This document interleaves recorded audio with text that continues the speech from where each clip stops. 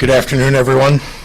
I'm here with our Director of the Department of Public Health, Dr. Ngozi Ezike, and with Illinois Emergency Management Agency Director Alicia Tate-Nadeau. Thank you all for being here, and thank you to any members of the public who have joined us online, whether through our Facebook live stream, a news organization, or illinois.gov/live video. This morning, I stood with Mayor Lori Lightfoot to announce the City of Chicago will not be going forward with St. Patrick's Day celebrations this weekend. Once again, I thank the mayor for making this tough call, the right call for the people of Chicago. I've spoken with our leaders in the General Assembly, and they've made the decision to postpone the legislative session till March 24th. We'll continue to work together to evaluate the situation and take additional steps as needed. We're also working closely with our State Board of Elections and our county authorities on the upcoming elections. I want to encourage all eligible Illinoisans to request a vote-by-mail ballot at elections.il.gov. Tomorrow is the last day to request an absentee ballot, so I encourage voters to do this as soon as possible if that's how they choose to vote. There will no doubt be other unique challenges ahead as COVID-19 progresses in our state. Late last night, the CDC released recommendations related to large gatherings and events consisting of 250 people or more. We are looking closely at this new guidance, as well as doing our own state-level analysis led by DPH and IEMA of how COVID-19 has been mitigated across the globe. We're committed to taking every precaution while ensuring the least amount of disruption to people's lives, their daily lives, as possible. Local governments should work with their health officials and emergency folks to make decisions with this guidance in mind. While we recommend that all Illinoisans take precautions, for our seniors and for our immunocompromised and otherwise vulnerable individuals, our recommendation is to think critically about attending any type of large gathering.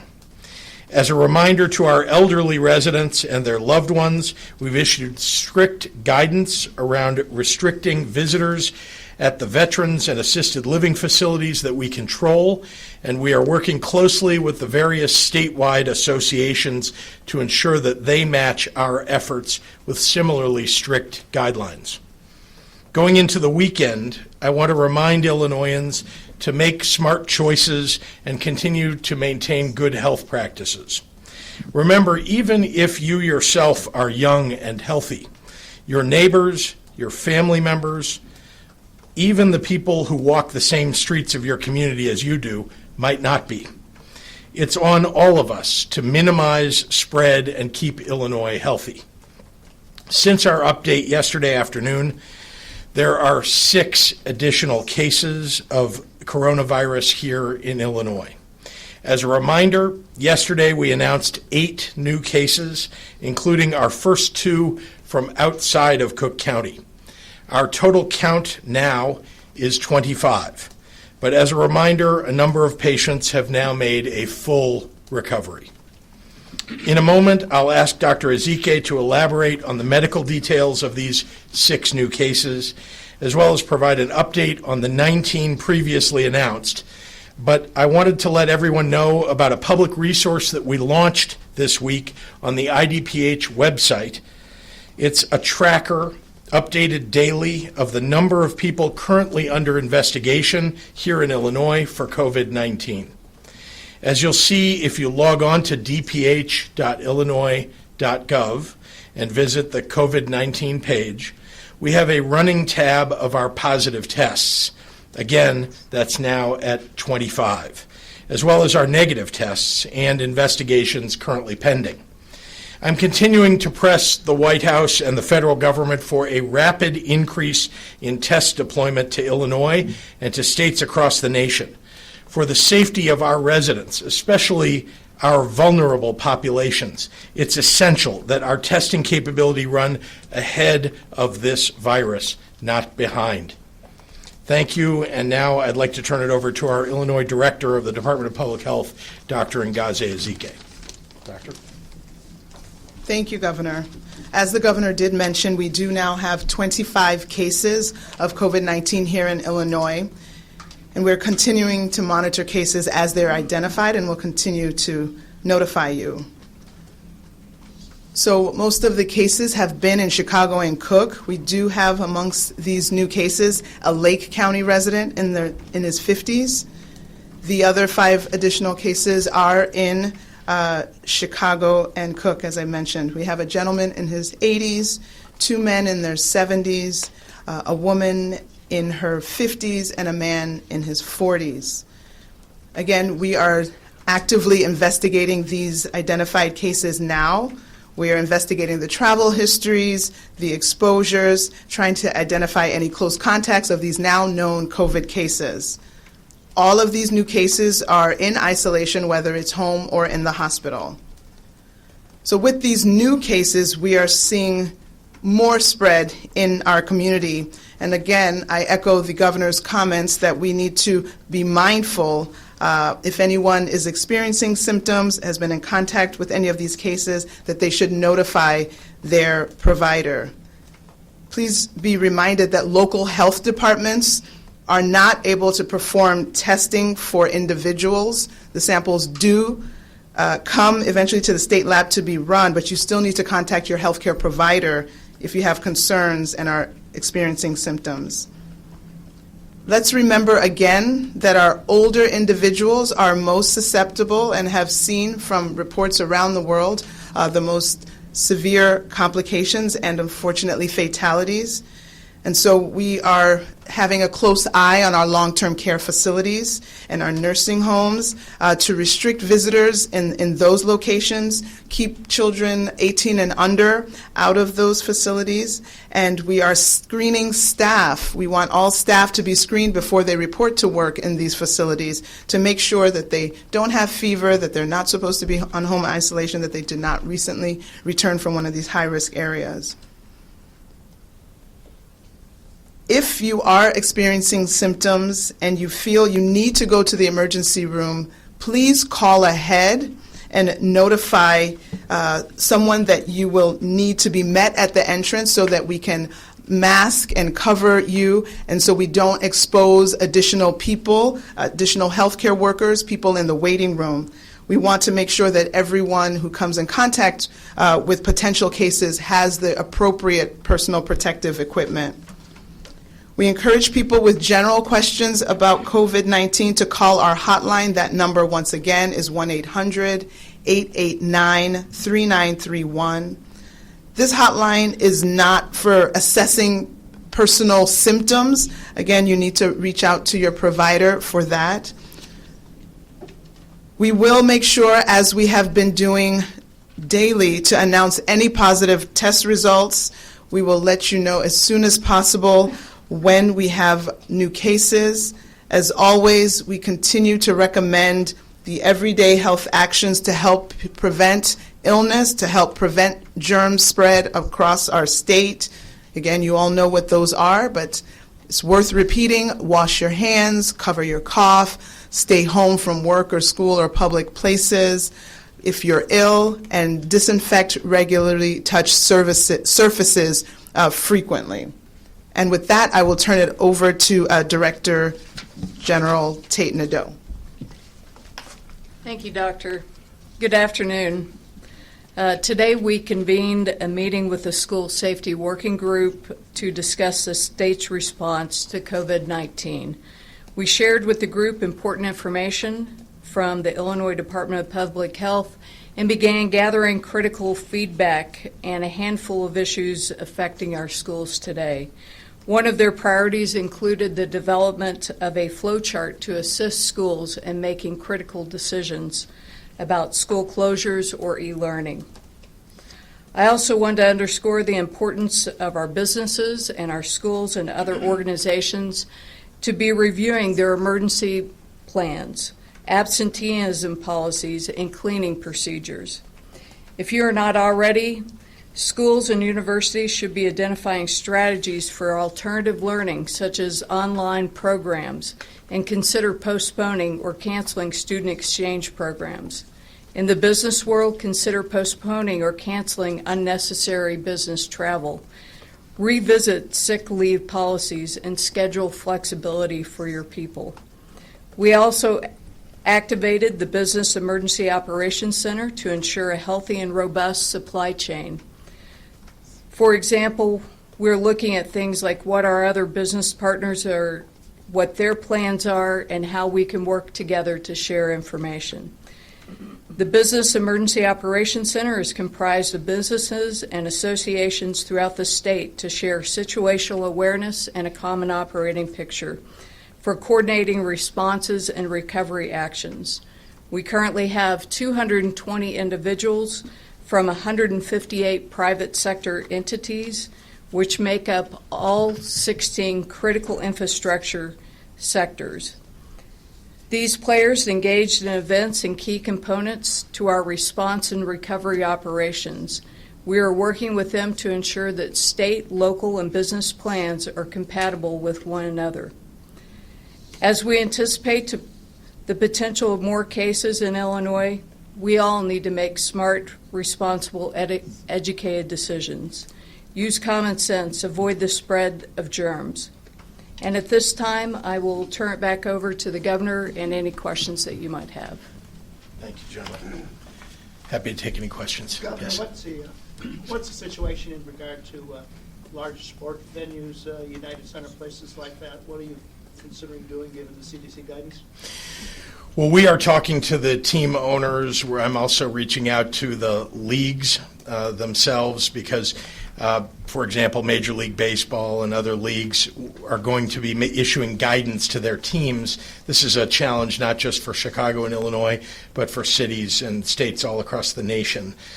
So I want to make sure that I know what that guidance is going to be, or at least have some sense of that, and so we're reaching out to them.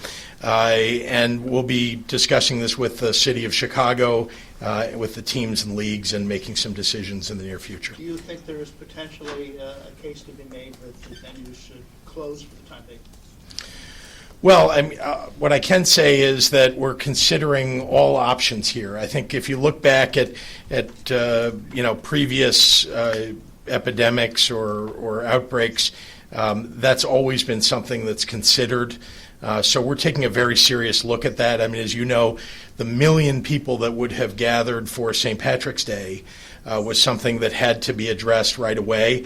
We have the opening days of various teams coming up in the next couple of weeks, and so we want to make sure that we're not only considering all of the options here, but considering what those opening dates are and how it might affect those teams and leagues and the public. Most important to me, of course, is the safety of the people of our state and their health, and so I'm continuing to have these conversations, and decisions are being made. What's the status of negotiations with AFSCME regarding allowing state workers to work from home? We've had conversation with them, and they're ongoing. What about the Thompson Center? Should the Thompson Center stay open? Well, we're also looking at not just the Thompson Center, but other state facilities. For the time being, we haven't issued guidance around that. I do think it's worthwhile for us all to pay attention to the guidance by the CDC and the concentrations issue.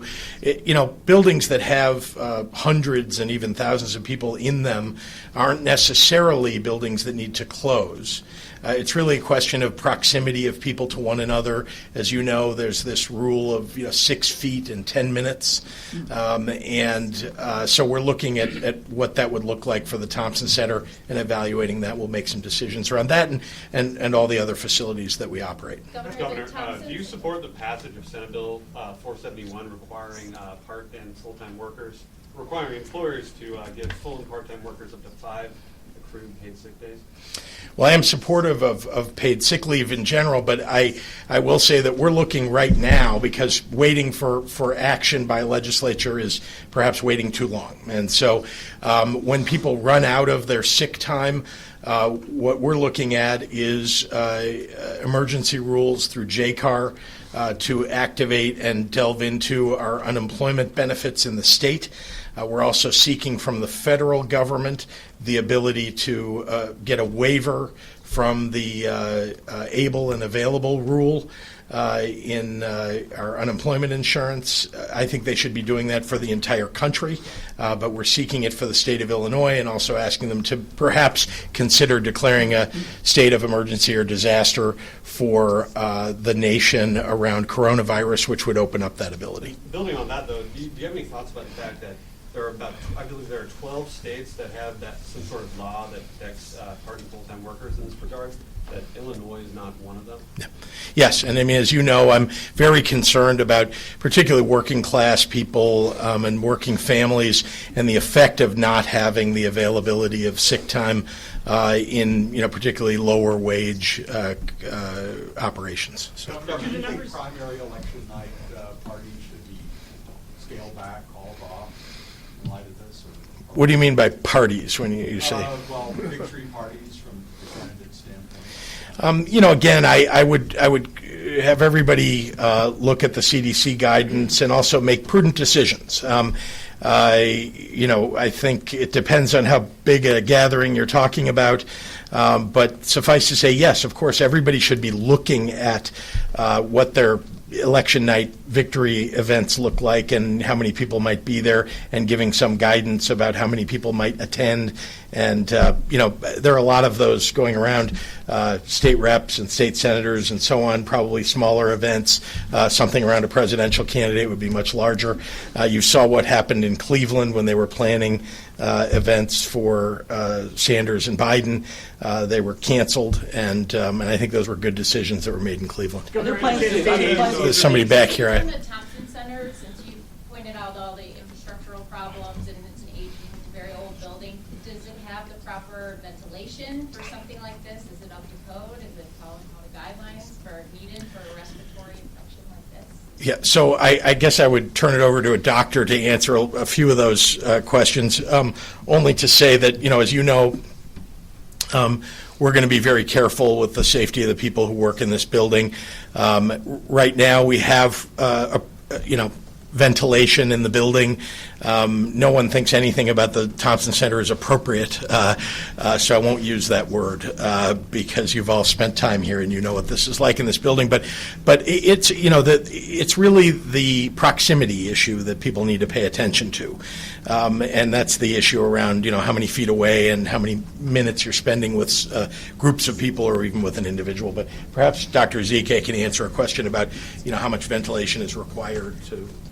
No, when we talk about the negative air pressure rooms in the hospital, that's for established cases that we need to make sure that that air that we know is being breathed into by someone who is transmitting the virus, we have to make sure that that's not going out into the community.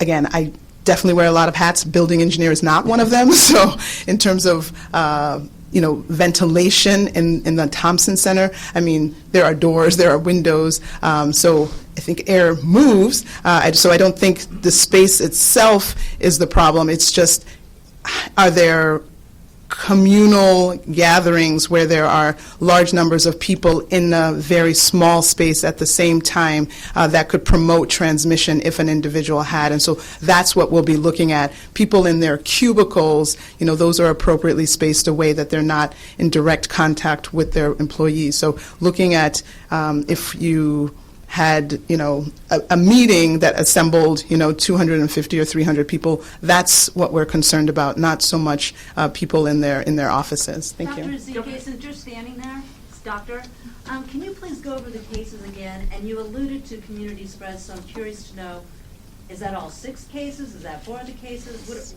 Give us some perspective on the 6 cases that we're facing.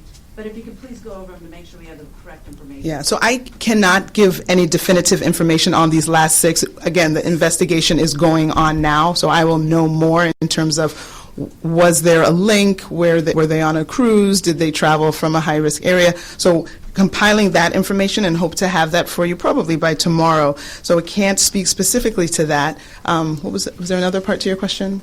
Can you go over the cases just to make the age? Oh, sorry. Okay. So the first one I mentioned was a Lake County resident in his 50s. and this is the third case out of the 25 that have been outside of Chicago or Cook. Then we had a gentleman in his 80s, 2 men in their 70s, a woman in her 50s, and a man in his 40s. You had an update on yesterday's 8 new cases. How you said 2 of them are indicative of community spread. The other 6, do you have an update on that? And also, do you have an update on the gentleman over the weekend who was in serious condition, how he's doing?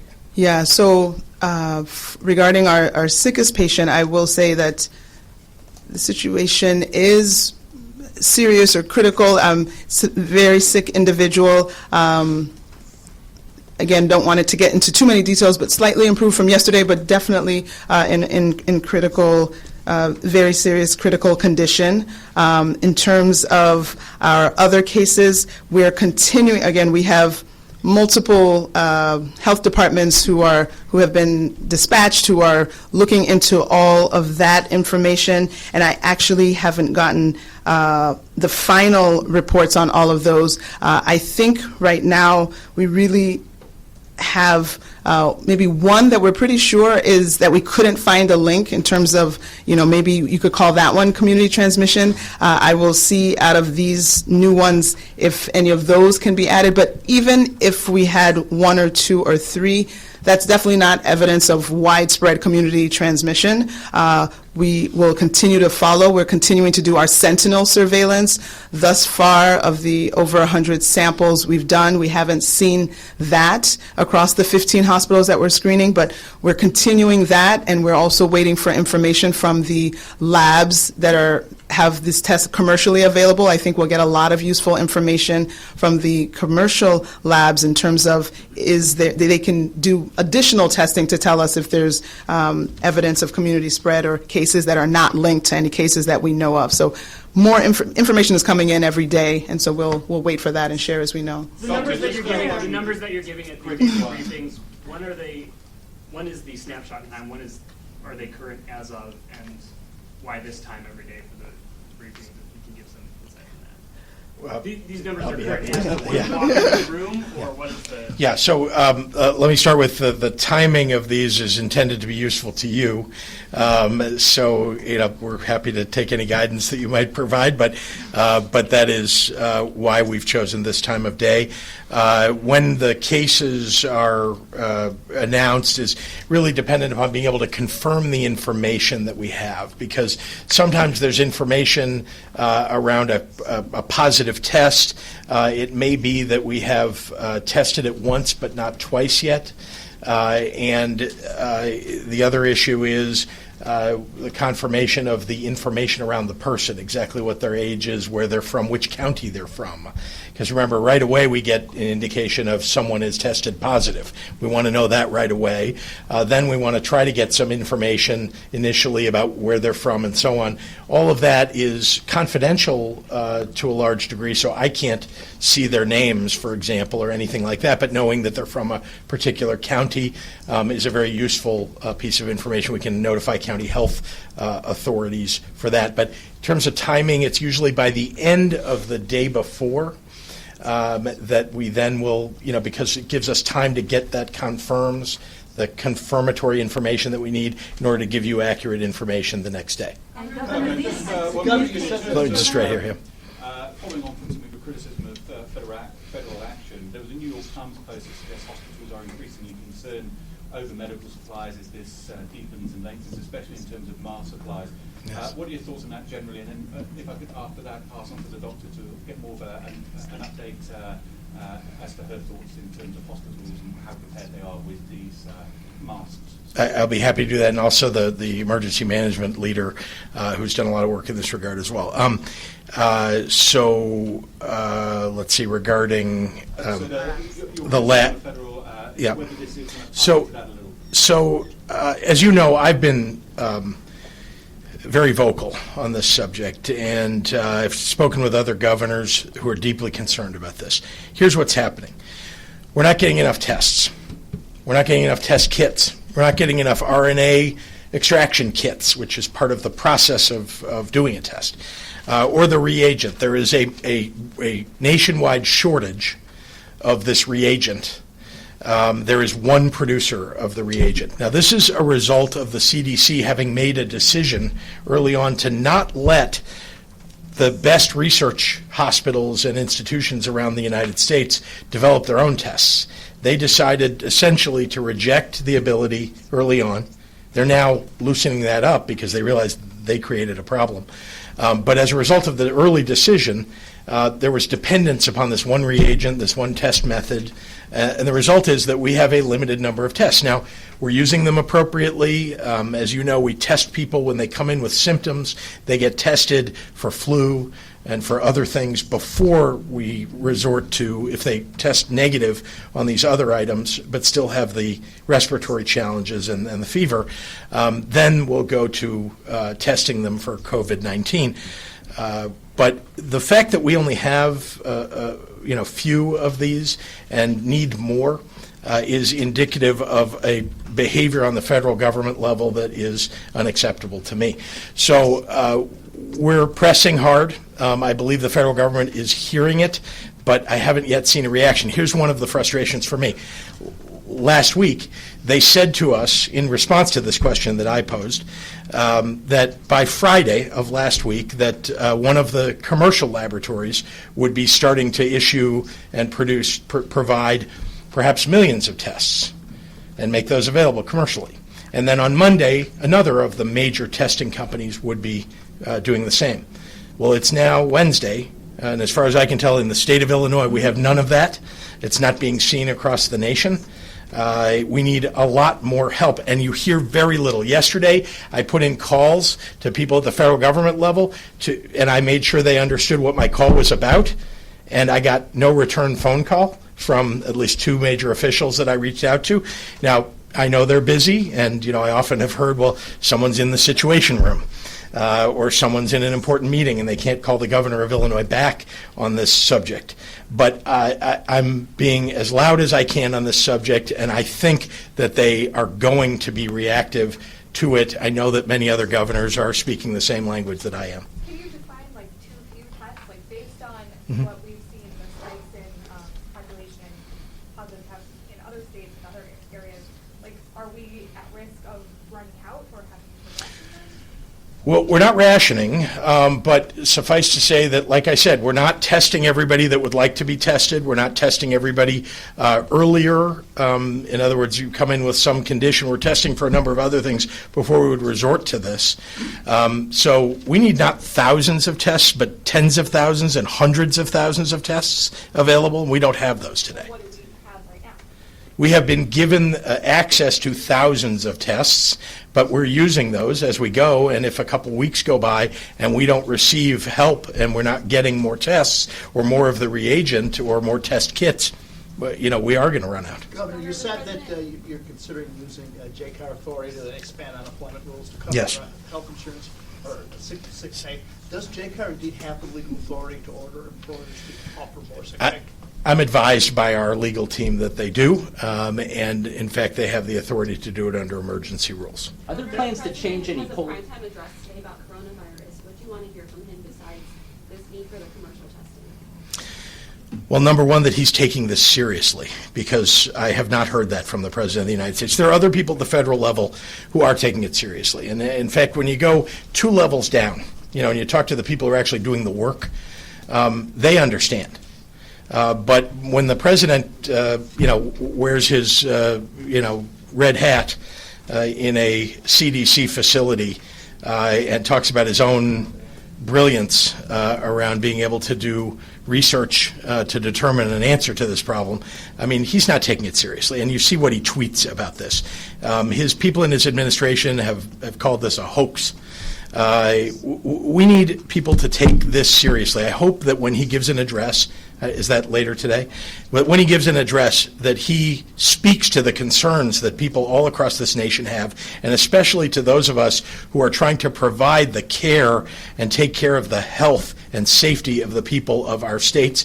Tell us what you are going to do to make the situation better. Are you drawing a connection between his level of seriousness and the lack or the pace of the release of the testing kits?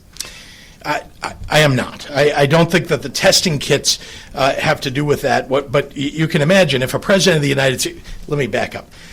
Decisions were made by the CDC early on that have led to this shortage that exists now. I think these are serious people at the CDC, but those decisions, for whatever reason, I don't know why they were made, to exclude research institutions from developing their own tests earlier on, have now led to, more widespread infection. So I'm not connecting it, but I am saying that if you had a leader who was insisting upon getting this work done, on getting these tests to the states, I believe that people would work even more expeditiously at getting it done. If he had been paying attention early on, he might have said, let's let the best research institutions in the states determine what tests they might be able to offer that would work. Because we have some of those here in Illinois. We would have been able to do that earlier. There's a gentleman back here. Thank you, Governor. This question may be for the doctor, but are hospitals, doctors, healthcare providers all operating under the same set of guidance with respect to testing? Who gets tested and who does not? Yes, thank you. So the current guidance for testing for corona is specific, but allows for some interpretation. So the process, just to review, is if someone is ill and they present to their healthcare provider or the emergency department and see a provider there, that person will be assessed. That person will be assessed by their provider.